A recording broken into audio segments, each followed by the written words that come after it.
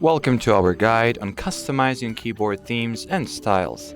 In this video, we'll show you how to personalize your keyboard to match your unique style and preferences.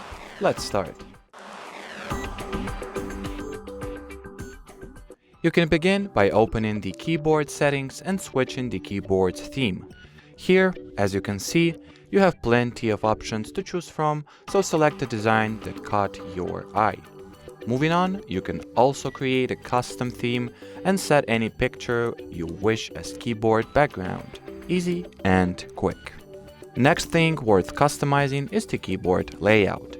Go into the keyboard preferences and see what options or layouts you like and apply them accordingly. Another way you can approach keyboard personalization is to change the keyboard app entirely.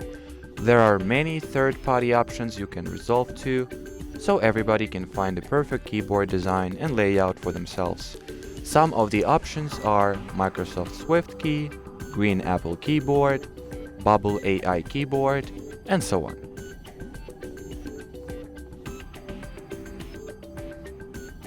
And well, that'll be it. So thanks for watching. Should you have any further questions, do not hesitate to use the comment section below this video. As for now, thanks for watching and bye bye.